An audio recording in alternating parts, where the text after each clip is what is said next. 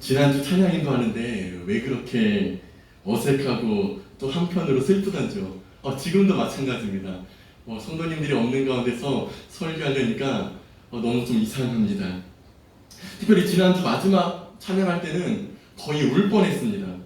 아니, 속으로 많이 울었습니다. 지난주 예배 시작하면서 찬양했던 마지막 찬양 혹시 기억하시나요? 주를 위한 이곳에 예배하는 자들 중에 그가 찾는 이 없어 주님께서 슬퍼하시네. 주를 위한 이곳에 이 예배당에 하나님의 성도가 없으니 정말 이상했습니다. 이런 적이 없었잖아요. 한국 교회 역사상 이런 적이 없었습니다. 우리는 지금 아무도 걷지 않고 있던 길을 걷는 중입니다. 그동안에는 믿음의 선배들이 잘 닦아놓은 포장된 길을 걸었습니다. 수많은 선교사님들의 피로 세운 교회, 그 은혜 속에서 그 은혜를 누리며 지금까지 왔었습니다. 그런데 지금은 그러지 못한 것 같습니다. 어려운 시대에, 나라가 어려울 때 교회는 세상의 등불이 되었고 힘이 되었고 하나의 길이 되었습니다. 독립운동할 때도 그러했고요. 근대화를 이루는 과정 속에서도 교회는 그러한 역할을 감당했습니다. 제가 주일학교 다닐 때만 해도 교회 너무나 좋은 곳이었습니다. 지금도 마찬가지죠. 그런데 언제부터인가 교회가 세상의 등불과 소금이 되기보다는 세상의 염려와 골칫거리가 된 것 같습니다. 지금도 보세요. 교회가 문제라고 합니다. 인터넷 기사를 보면 정말 너무너무 속상합니다. 몇몇 교회의 문제라고 보기에는 그 아픔이 너무나 큽니다. 목사, 장로, 권사, 집사, 크리스천, 성도라는 단어, 이 단어를 들을 때 여러분 어떤 생각이 드나요? 단어 속에는 이미지가 있습니다. 그런데 그 교회의 이미지가 많이 손상되었어요. 너무나도 많이 손상되었습니다. 코로나19라는 큰 위기 속에 지금 우리는 지금까지 걸어보지 못한 길을 걷고 있습니다. 처음 가는 이 길을 어떻게 지나갈 수 있을까요? 어디로 가야 할까요? 지지난주입니다. 지지난주 수요일이 바로 첫째 딸 소리의 생일이었어요. 생일 선물로 저 자전거를 사줬습니다. 다음 날부터 자전거를 열심히 배웠어요. 자전거가 재밌었나봐요. 저와 함께 열심히 연습하더니 이제는 제법 잘 탑니다. 그동안에는 아파트 광장에서만 타다가 드디어 지난주 주일 저녁에는 아파트를 벗어났습니다. 계속 나가고 싶어 했거든요. 집 앞에 있는 한천의 자전거 도로에서 소위 라이딩이란 것을 했습니다. 7시에 나와서 저녁 7시에 나와서 8시 반까지 탔으니 제법 긴 거리를 다녀왔습니다. 우리 소리가 처음 타는 자전거를 어떻게 탈 수 있었을까요? 우리 소리가 처음 가는 그 긴 거리를 어떻게 갈 수 있었나요? 네, 저와 함께 했기 때문에, 아빠와 함께 했기 때문입니다. 좋은 길, 직선길에서는 소리가 앞에 가고 저는 바로 뒤따라가면서 응원했습니다. 갈림길이 나올 때, 좁은 길, 캄캄한 길이 나올 때 제가 앞장섰고요. 경사가 심한 길, 계단에서는 제가 소리 자전거까지 얼머쥐면서 자전거를 옮겨 주었습니다. 중간에 그 오르막길 올라가는데 소리가 멈춰서 그만 넘어졌어요.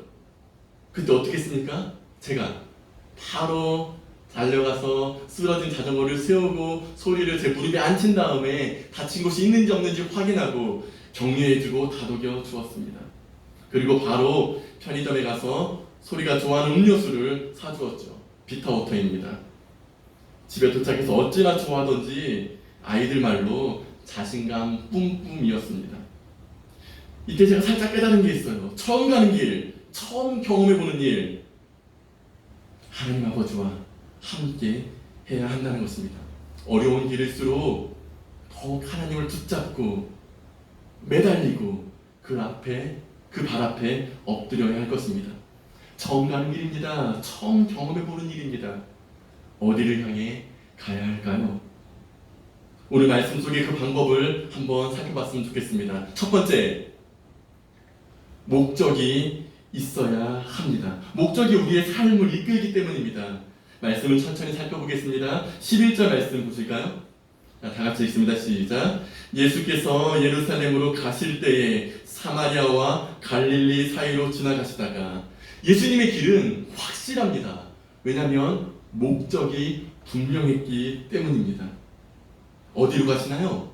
네, 예루살렘으로 가십니다. 왜 예루살렘으로 가실까요? 십자가를 지시기 위해서 예루살렘으로 가는 길입니다. 지도를 한번 보실까요? 예수님의 주된 활동 지역은 다 아시다시피 갈릴리 지역입니다. 지도상 제일 위쪽에 있습니다. 예수님의 고향입니다. 거기서 어린 시절을 보내셨고, 거기서 제자들을 부르셨고, 거기서 천국 복음을 선포하셨고, 하나님 말씀을 가르치셨고, 많은 기적을, 많은 병자들을 회복시키셨습니다. 이제 그곳을 떠나 예루살렘을 향하여 가십니다.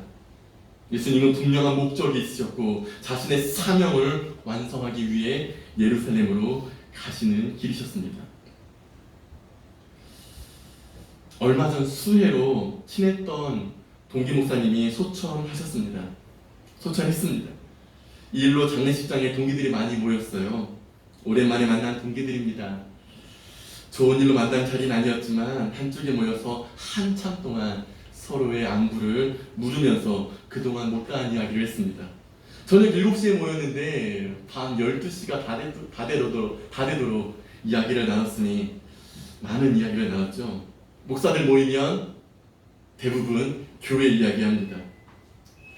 하나같이 다들 어려웠어요. 개척교회 하는 친구들은 개척교회 하는 대로, 부목사들은 부목사대로 지금 이 시대의 교회의 상황이 너무나도 어려웠습니다. 그러한 모습을 볼 수 있었어요. 그러면서 저희 교회는 어떠냐고 묻는 거예요. 정확히 우리 담임 목사님 어떠시냐는 겁니다. 담임 목사님 과 직속 후배가 제게 이렇게 물었어요. 종환 형님은 어떠셔? 제가 뭐라고 대답했을까요? 저는 고민도 않고 이렇게 대답했습니다. 형님은 정도를 걷고 있어. 선비 같으시잖아. 그러자 그 친구도 동의했습니다. 둘 다 한 말이에요. 형님은 정도를 걷고 있어. 우리 담임 목사님은 정도를 걷고 있어. 그러면서 교회 자랑을 조금 했는데 길게 하지는 못했어요. 왜냐하면 다들 어려워하기 때문에 길게 하면 안 될 것 같아서 그냥 아름답게 성장 중에 있다. 참 너무나 좋다. 라는 이야기를 살짝 했습니다. 교회에 대한 목적이 우리 담임 목사님으로 하여금 정도를 걷게 한다고 저는 생각합니다. 목적이 이끄는 교회라는 책이 있습니다. 리고렌 목사님이 쓰신 책이고요. 대학 시절에 한 교수님은 이 책을 가르쳐서 제2의 성경책이다 라고 말할 정도로 중요하게 여긴 책입니다. 신학생들의 필독 도서 중 하나입니다. 이 책의 원래 제목은 세대교회 이야기예요. 그런데 이 책을 번역한 번역자가 책의 제목을 바꿨어요. 목적이 이끄는 교회라고요. 이 책은 교회의 목적을 말해주고 있습니다. 그 목적은 바로 예배와 교제와 선교입니다. 이를 위해 예배에 출석하는 사람들을, 그러니까 믿음이 아직 없는 사람들이겠죠. 예배에 출석하는 사람들을 믿음 있는 사람 성도로, 성도는 성숙한 성도로, 아까 담임 목사님 말씀하셨듯이 성숙한 성도는 사명자, 사역자로 세우는 것이 교회의 목적이라는 것입니다. 교회는 정치하는 곳이 아닙니다. 교회의 목적이 정치에 있으면 되겠습니까? 교회가 정치하면 세상이 바뀔까요? 빛과 소금이 되어야 합니다. 예배가 회복되고 교회가 교회 되어야 바뀔 것입니다. 오늘 말씀을 보면 나병 환자가 등장합니다. 이들도 목적이 있었어요. 그 목적이 이들로 하여금 예수님께로 나아오게 만들었죠. 말씀 12절 13절 말씀 보겠습니다. 12절 13절 오늘 본문 말씀입니다. 한 마을에 들어가시니 나병 환자 10명이 예수를 만나 멀리 서서 소리 높여 이르되 예수 선생님이여 우리를 불쌍히 여기소서 하거늘. 이들의 목적은 무엇인가요? 네, 병 낫는 것, 나병 낫는 것이 목적이었습니다. 그 목적이 그들로 하여금 예수님께 나오게 했고 그 목적은 이루어졌습니다. 이들의 요청이 얼마나 간절했든지 13절 말씀 보면 소리 높여 이르되 목적이 있었기 때문입니다. 이들은 믿음도 대단했어요. 14절 말씀 보실까요? 14절 말씀, 본문 말씀 보시고 이르시되 가서 제사장들에게 너희 몸을 보이라 하셨더니 그들이 가다가 깨끗함을 받은지라. 예수님께서는 그 자리에서 낫게 해주지 않으셨습니다. 실로암 못에 가서 씻어라 했던 소경처럼 이번에도 이 나병 환자들에게 하시는 말씀, 제사장들에 가서 너희 몸을 보이라 라고 말씀하십니다. 생각처럼 쉬운 건 아닙니다. 지금 이 상태로 제사장에게 가면 어떻게 될지 이들은 잘 알고 있었습니다. 여러분, 제사장은 마을 가장 안쪽에 거주하고 있습니다. 이 상태로 가다가는 제사장에게 가기도 전에 마을 주민들에게 돌맞아 죽게 될 것입니다. 그들은 목숨을 걸고 길을 나섰습니다. 나병이 언제 나았을까요? 14절 말씀 보면 그들은 가다가 깨끗함을 받은지라 라고 되어 있습니다. 제사장이 있던 마을까지는 아마 거리가 조금 있었을 것입니다. 초반에 나았는지 중반에 나았는지 아니면 마을에 거의 다 다다라서 나았는지, 그리고 갑자기 나았는지 아니면 서서히 나았는지 궁금하긴 합니다. 여기에 대한 정확한 답은 없습니다. 답을 찾기에는 어렵습니다. 사실 중요하지도 않고요. 그냥 제가 상상해 보기로는 아마도 가던 길 중간쯤부터 점점 몸이 나아지지 않았을까 생각하게 됩니다. 나병이란 병이 3살이 돋아야 낫게 되잖아요. 몸이 점점 좋아지면서 3살이 돋아나면서 그들의 발걸음은 점점 더 빨라졌을 것입니다. 저라면 그랬을 것 같아요. 너무 신이 나서 빨리 제사장에게 몸을 보여서 빨리 가족에게, 보고 싶던, 그리던 그 가족들, 만나고 싶은 사람들, 아내와 딸들을 만날 생각에 빨리 달려가지 않았을까요? 9명의 나병 환자들은 그러했을 것입니다. 그들은 자신의 병 때문에, 자신의 문제 때문에 그 목적을 위해 예수님께 나아갔고 그 목적을 이루었지만 딱 거기까지였습니다. 예수님을 멀리서 보고 그냥 자신의 길을 가게 된 것이지요. 자신의 목적만을 이룬 채 말입니다. 교회 안에서도 이와 비슷한 일이 일어나는 것 같아 조금은 슬플 때가 있습니다.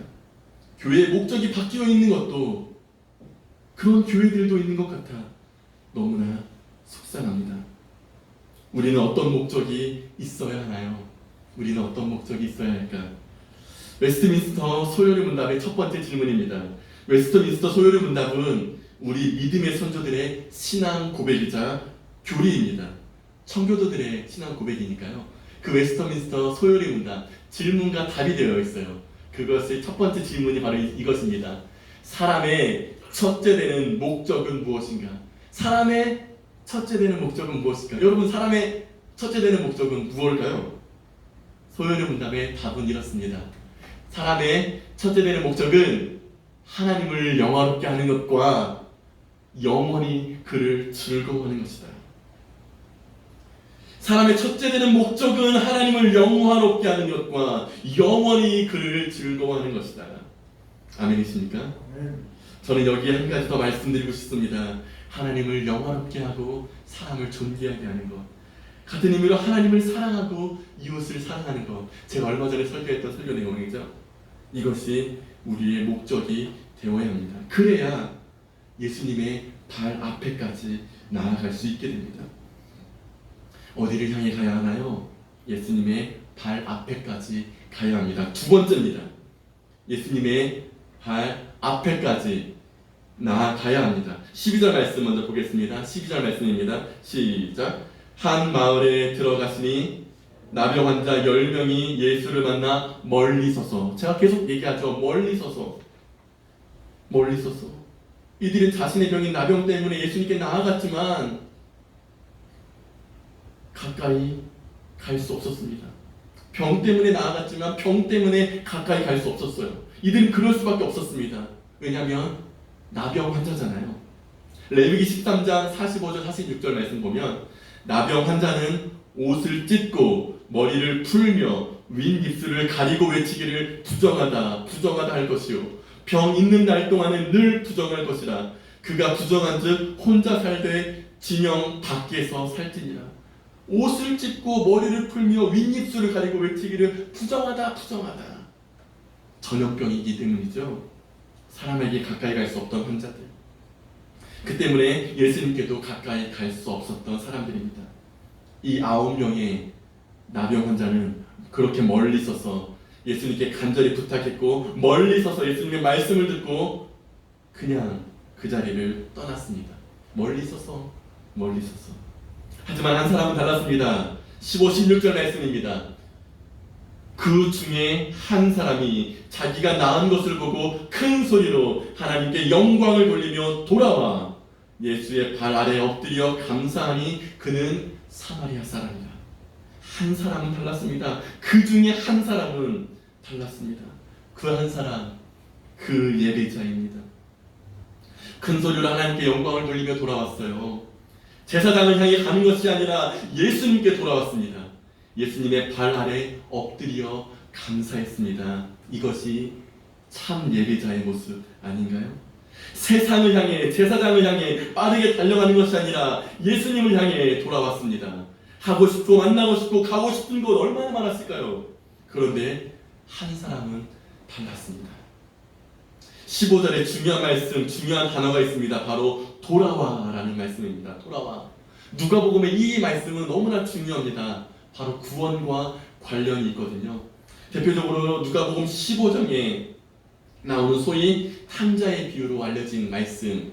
탕자의 비유가 아닙니다. 잃어버린 아버지의 마음, 그 마음이 그 말씀 속에 담겨 있죠. 이 탕자가 아버지의 재산을 다 소비하고 난 다음에 돼지가 먹는 지엽 열매 나무 이것조차 먹지도 못할 때에 그가 이렇게 말합니다. 돌이켜 생각하고 아버지께로 돌아가자. 돌이켜 생각하고 아버지께로 돌아갑니다. 깨닫고 돌아온 것입니다. 이 나병 환자도 자신이 몸 나은 줄 알고 즉 깨닫고 예수님께로 돌아갑니다. 그 한 사람만 깨닫고 하나님께 영광을 돌리며 예수님께로 돌아간 것이 아닙니다. 돌아갔습니다. 제사장이 아닌 예수님께로 향한 것입니다. 이전에는 멀리 서서 예수님 바라보았다면 이제는 예수님 바로 팔 앞에서 예수님을 만났습니다. 12절과 16절 말씀 함께 놓고 보겠습니다. 12절과 16절 말씀입니다. 한 사람이 한 마을에 들어갔으니 나병 환자 10명이 예수를 만나 멀리 서서 16절 예수의 발 아래에 엎드려 감사하니 그는 사마리아 사람이라. 멀리 서서 그리고 발 아래 멀리 서서 바라보았던 그 한 사람, 그 한 명은 이제는 예수님의 발 아래 엎드려 경배하는 성도가 되었습니다. 발 아래 엎드려. 이 말씀도 누가복음에 너무나 중요한 장면이에요. 누가복음 7장 38절에 나오는 장면. 예수의 뒤로 그 발 곁에 서서 울며 눈물로 그 발을 적시고 자기 머리털로 닦고 그 발에 입 맞추고 향유를 부으니 그 여자에게 예수님께서 말씀하십니다. 예수께서 여자에게 이르시되 내 믿음이 너를 구원하였으니 평안히 가라 하시니라. 어떤 모습인지 상상이 되시죠? 지난번 설교 때 말씀드린 혈루증 여인도 마찬가지입니다. 12년 동안이나 혈루증을 앓았던 이 여인도 예수님의 발 아래 엎드려 감사를 표현합니다. 누가복음 8장 47절 48절 말씀입니다. 여자가 스스로 숨기지 못할 줄 알고 떨며 나와 엎드려 그 손댄 이유와 곧 나은 것을 모든 사람 앞에서 말하니 예수께서 이르시되 딸아 내 믿음이 너를 구원하였으니 평안히 가라 하시더라. 내 믿음이 너를 구원하였으니. 오늘 본문 말씀에도 마찬가지죠. 19절 말씀에 그에게 이르시되 일어나 가라 내 믿음이 너를 구원하였느니라. 오늘 말씀에 이 사마리아 사람도 예수님의 발 앞에 엎드려 감사했습니다. 9명의 나병 환자들처럼 멀리 서서 자신의 필요만 채움을 받고 그냥 자기 길로 가지 않고 예수님이 낫게 해주셨으니 예수님께 나아가서 감사를 드린 것입니다. 어찌 보면 당연한 건 아닌가요? 성전 뜰만 밟고 가지 말고 지성소 안으로 들어가서 예수님을 만나야 하지 않겠습니까? 우리는 그래야 합니다. 예수님께서 말씀하십니다. 오늘 본문 17절, 18절, 19절 말씀. 예수께서 대답하여 이르시되 10사람이 다 깨끗함을 받지 아니하였느냐? 그 9은 어디 있느냐? 이 이방인 외에는 하나님께 영광을 돌리러 돌아온 자가 없느냐 하시고 19절 그에게 이르시되 일어나 가라 내 믿음이 너를 구원하였느니라 하시더라. 예수님께 돌아온 사람은 한 사람이었습니다. 그 9은 어디 있느냐? 그 9은 어디 있느냐? 예수님은 찾고 계십니다. 지난주 예배 때 찬양했던 찬양이 계속 생각납니다. 주님이 찾으시는 그 한 사람, 그 예배자, 내가 그 사람 되길 간절히 주께 기도하네.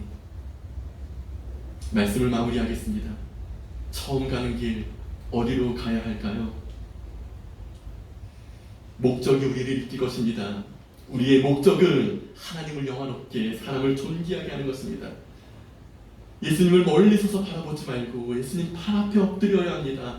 제사장에게 달려가는 것이 아니라 예수님께 달려가야 합니다. 세상을 향해 달려가는 것이 아니라 세상 방법을 구하는 것이 아니라 먼저 해야 할 것, 바로 예수님께 나아가는 것입니다. 우리는 먼저 예수님의 발 앞에 엎드려 감사하며 경배해야 합니다. 이것이 먼저입니다. 그 한 사람 바로 내가 되어야 할 것입니다. 우리의 가정이, 우리의 교회가 그렇게 되길 기도해 봅니다. 함께 찬양하며 기도할까요? 주를